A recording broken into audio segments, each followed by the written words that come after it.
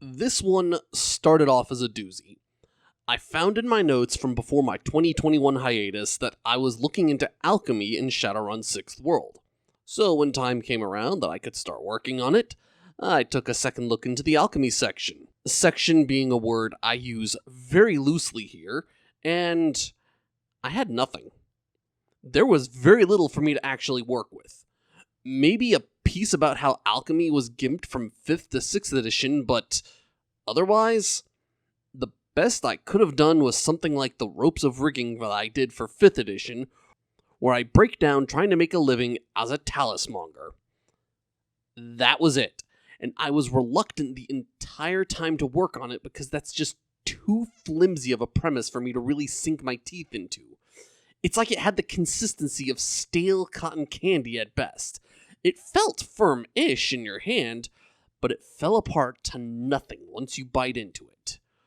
I digress, though. I managed to get my hands on a copy of Street Wyrd, and found that it has several sections for the different aspects of being a mage, including alchemy.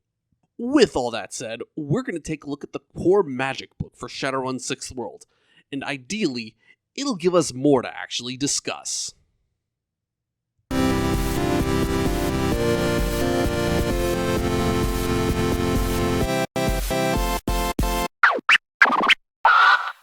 We've got a lot to go over, so let's just jump right in with the first chapter, State of the Arts.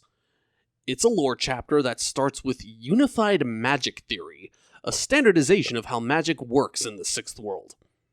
The idea behind it is that basically all spell slinging is more or less the same thing, just with different methods to reach that same end.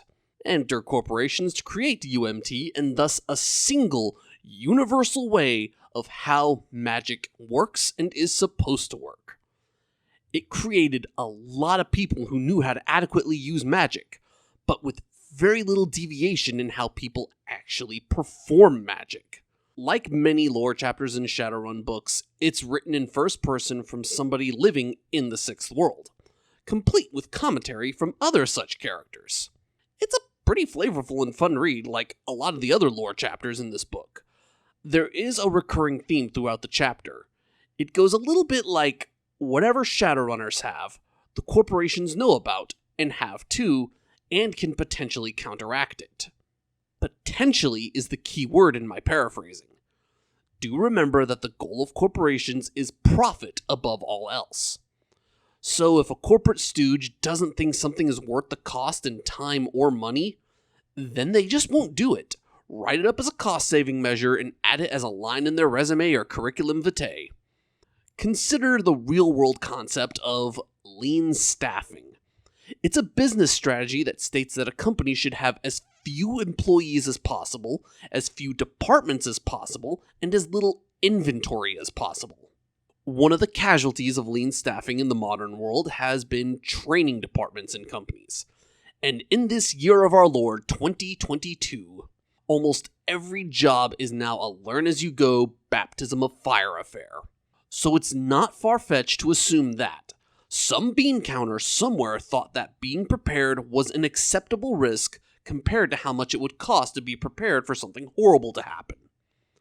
And thus, some Shadowrunner could get lucky by catching a branch office with their pants down. Especially if they do some legwork beforehand into who runs the branch and how miserly they tend to be. This chapter also talks a bit some about the magical critters out there that can cause problems. So if you want to deal with something besides corporations as an antagonist, this will give you a few things to look into. There's also talk of mana storms and metaplanar gates, huge influxes of magical energy that make wacky things happen, and portals to other worlds. And an additional quality for summoners.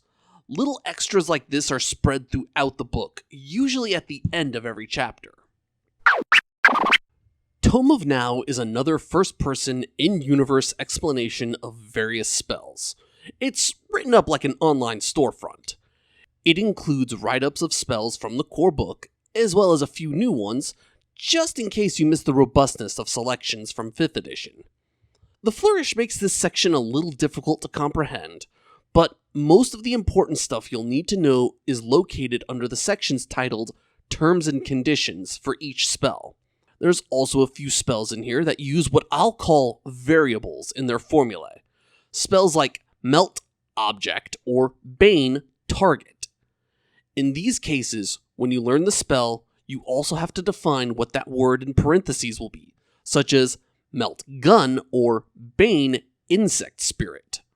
They're limited in what they can affect, but much more powerful than their universal counterparts. And in the case of Bane and Slay, they are very illegal. There's also a bootleg Clippy named Grimmy that sells illegal spells in this section. The sidebars with Grimmy actually make up for the first-person perspective storefront presentation in this chapter. I love runaway bots that spread chaos. Anyone remember Haiku Bot from Tumblr? Elements of Magic is actually a pretty neat chapter. It lays bare the logic used in designing spells for Shadowrun Sixth World, and it's a fairly simple process. First, you come up with an idea for the spell. From there, you pick out one of the 5 classifications that fit the idea that you came up with, which determines the base drain value. Then, you pick out various ingredients, as the book calls it, which are traits that correlate with what you have in mind. Each of these will raise or lower the drain value a certain amount. Then you do a little bit of final bookkeeping, such as determining if it's a physical or mana, or indirect or direct spell, so on and so forth, according to the Classify Spell passage starting on page 49. It's pretty straightforward, all things considered, if a little bit limiting or ambiguous. A deafening scream combat spell is a little challenging to make, since the sound ingredient was likely meant for manipulation spells, not combat. Gray areas like this are ultimately up to you and your GM to iron out, though. There's also plenty of examples, including how spells from the core book were created, as well as a few new spells complete with the reasoning behind them explained. And I don't mean just one example of each. You see a total of 5 examples, 2 reconstructions of standard spells, and 3 brand new spells. Though this wouldn't be a Shadowrun Sixth World book if I didn't find some embarrassing oversight, and it was not a disappointment on that front. And it's in these samples that I managed to find my beloved 6th edition goof up. If you look at the Stone Fist and Disentangle spell examples, they give a rulebook description of what those spells do after going through the steps of creating them. This is not necessarily the case for Comfort Zone, though, where they go through the steps of creating it, but give the description for a spell about slashing tires on vehicles. And to complete the goof, they mentioned a spell called Tire Shredder twice in this section, and even have a graphic of somebody possibly using this spell. Still, this section is all about making one's own spells.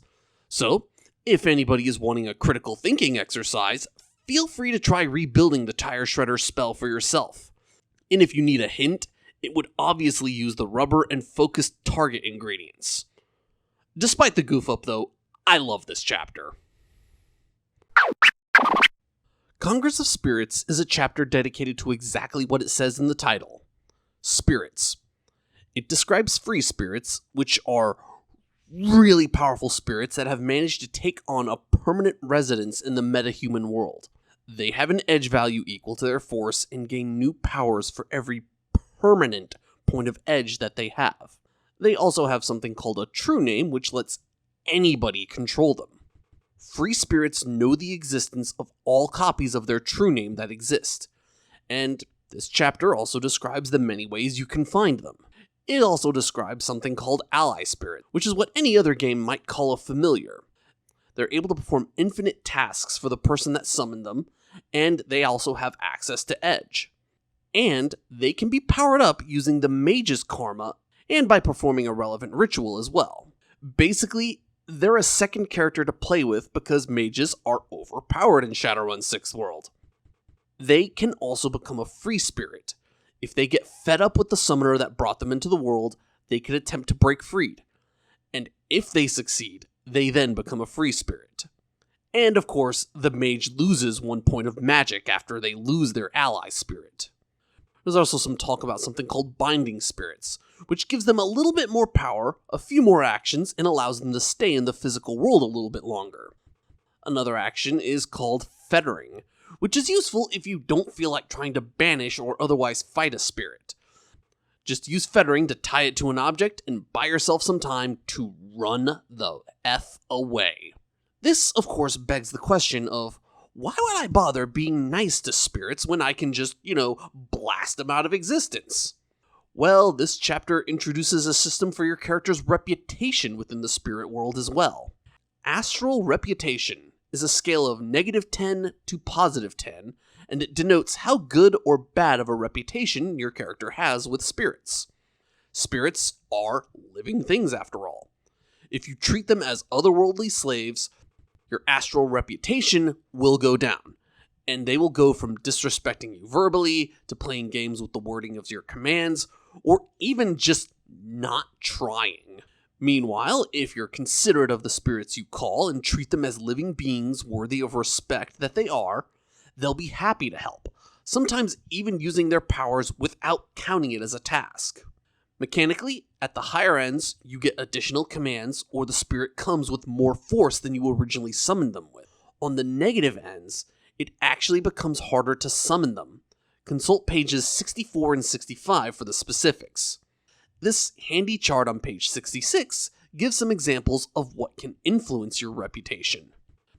There's also mention of a metamagic, presumably found in the metamagic chapter of the book, that summons a spirit into its great form, granting it, as the name implies, greater powers.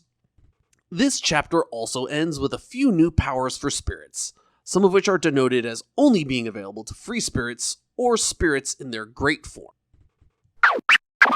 Force and Grace is a very quick and easy chapter. It introduces some lore about adepts. It then introduces a new feature for adepts called Ways, which give them some special abilities, usually pertaining to drain and gaining wild dice. Ways are kind of like the tradition for non-adept mages. With a small investment in karma, it gives you some new ways to resist drain. And it also wraps up with some new adept powers that give more versatility to the adepts. Simple, but useful. Imbuing Magic. This chapter is about alchemy, the very section I was looking for in this book. And it starts off promising, talking about longer-lasting preparations. But there's a very disappointing caveat. This isn't something that's meant to be available to player characters. Long-lasting preparations are introduced as a story reason to explain why preparations can be bought from corporate sellers. Or if you're not interested in as technology knowing that you're buying salves from them, you can get them out of the back of a van from a guy in a seedy neighborhood who will only sell it to you because he knows you won't ask questions about where he found it. The preparations listed in this chapter cost big money, run out of potency after about a week, and carry an astral signature of the person who imbibes them. On the other hand, they can be used by mundanes or awakened. But mundanes, people who don't have access to magic, can't turn off these effects like an awakened can. So, if you're mundane, you're going to be glowing like a lamp in astral space until it wears off. The one exception is if a mundane is walking through an astral barrier. Then they get a chance to deactivate it. This chapter also has some new alchemical triggers, making alchemy slightly more useful if you're an aspected magician with an alchemy focus. But only slightly.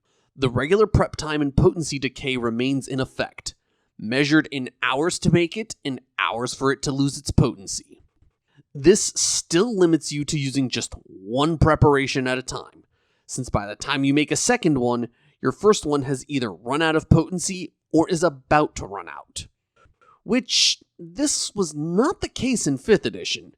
It took minutes to make a preparation, but was otherwise a nearly identical process as it appears in 6th edition.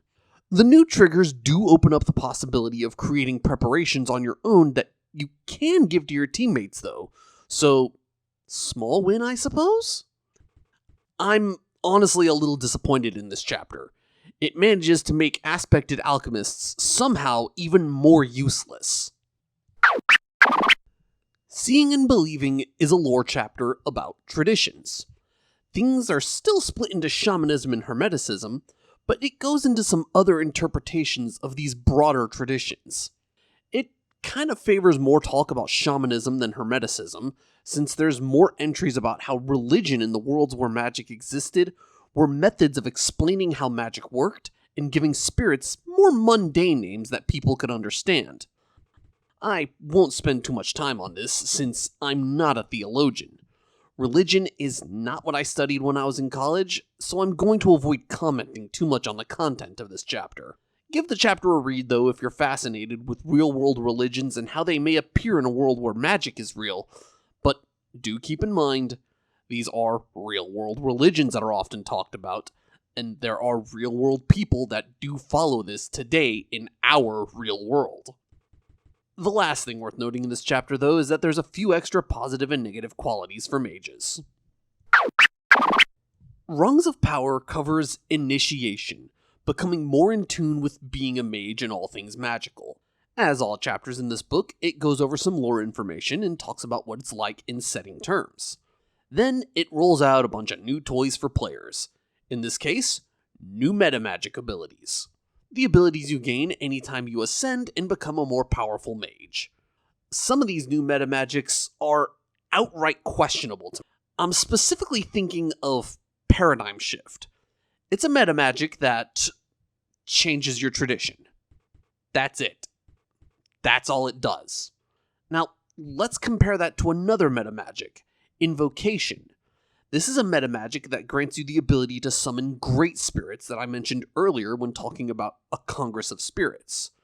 Now, I know that Shadowrun has always been a mechanically wacky game with strange balance issues.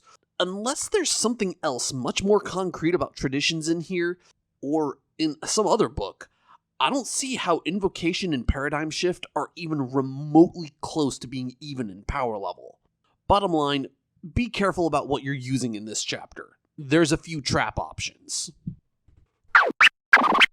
Conclaves and Covens adds some NPC groups characters can join, and with ample enough write-ups that it's easy to reverse engineer them and make new ones as you see fit. There's not much to say here, other than having some magical people to call on does offer a few benefits, assuming you remain in good standing with them. Usually these are along the lines of reducing times and costs for initiation, as well as reducing the karma cost of having a mentor spirit, so long as you're willing to share that spirit with the rest of the group. Some of the content in this chapter can also be extrapolated into other non-magical groups as well. I just wish they had picked a more flavorful or thematic name for them besides groups. Descriptions have always felt a little lackluster or too direct in Sixth World. Toil and Trouble covers the more terrifying parts of magic: blood magic and bug spirits. Let's start off with the mechanics of blood magic.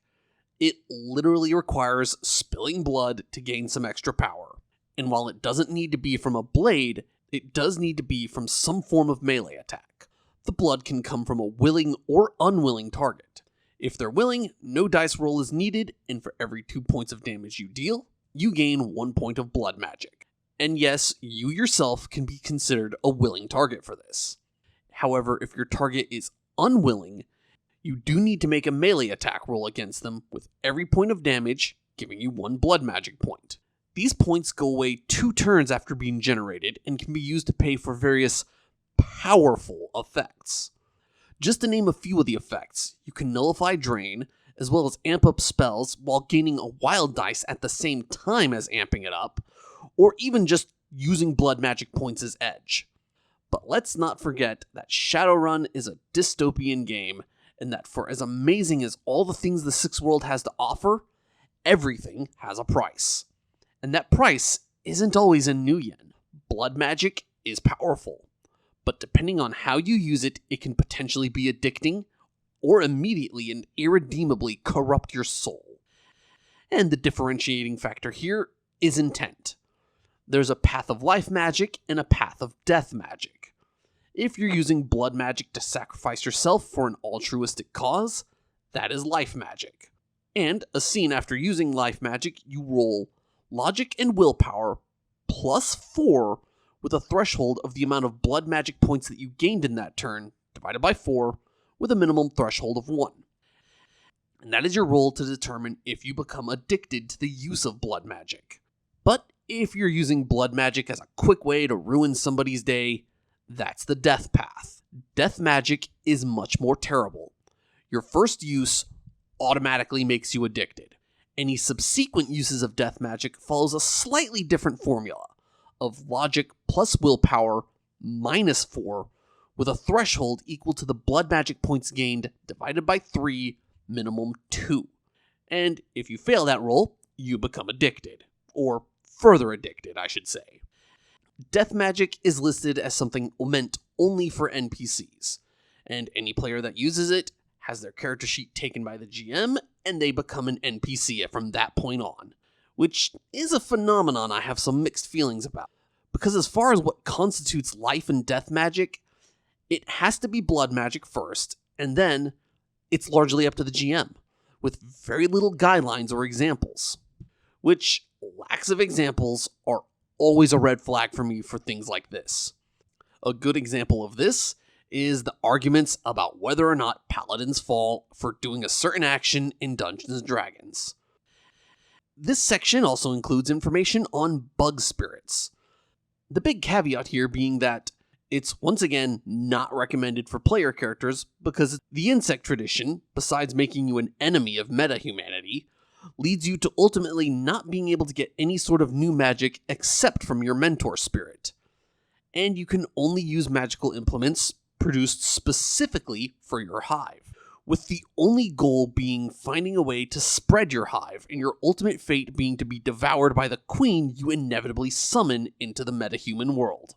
Great for enemies, not necessarily so great if you're a player, unless you're willing to play as an antagonist at the behest of your GM.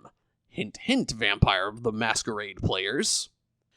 Now, interplayer conflict is something I'm not opposed to, but Shadowrun is, by and large, not the best system for this kind of gameplay.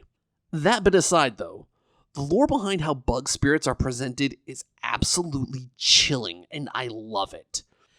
They're not inherently evil, they're just trying to carve out a better life for themselves than what they had in their home plane. It just unfortunately so happens that they need to use humans as hosts to do so, completely devouring their souls in the process. This often leads to them bargaining with people who have nothing to lose, without the bug spirits always being factual about what will happen if they agree and help. It's honestly really gut-wrenching stuff. I have a lot of thoughts about Street Wyrd. I always like a book that gives new subsystems and features to play with, and Street Wyrd does precisely that. And to its credit, it does introduce a lot of neat new things. After all, I like seeing how the logic behind design choices is laid out, as it happens in the custom spells chapter. I also like some of the setting details that are thrown in, like the Turgan Magnu from the Magical Groups chapter. But bear in mind, I have a bias for anything goblinoid. But the new content is where my excitement ends. The short version is that a lot of what I read reminds me of Dungeons & Dragons 3.5. Some of the additions favored certain parts of magic more than others, and those that weren't favored really got the short end of the stick. I'm looking at you, Imbuing Magic. If you're an aspected magician, picking alchemy as your aspect is basically a trap option, and this chapter went further to make alchemy less useful for such characters. And to that end, most of what's in this book favors spellcasters and summoners. And another D&D-ism I don't particularly like that appeared in this book was the implications in the final chapter about how bug shamans aren't meant to be played by players. With the implication being that Shadowrun has no room for players being antagonistic towards each other, and that enemies are exclusively meant to be controlled by the GM. Which, don't get me wrong, Shadowrun is one of the worst games you can use for a player versus player scenario. But reading those passages reminded me of some of the entrenched ideas about what an RPG is supposed to be that I'd encounter when talking to people about various tabletop RPGs from Japan. Games like Shinobigami or Tenra Bancho Zero. All told, Street Wyrd kind of confirmed what I thought was happening with Shadowrun Sixth World. It's turning Shadowrun into D&D with guns and a different dice system. If you pick this up for your Shadowrun Sixth World game, exercise caution, because not everything in here was created equally. Thanks for watching. If you found this video helpful or useful, give me a thumbs up like. And if you want to hear more about Shadowrun or other tabletop RPGs, check out my other videos, or even subscribe. And with all that said, shoot straight, conserve ammo, and always keep the mage first, chummers.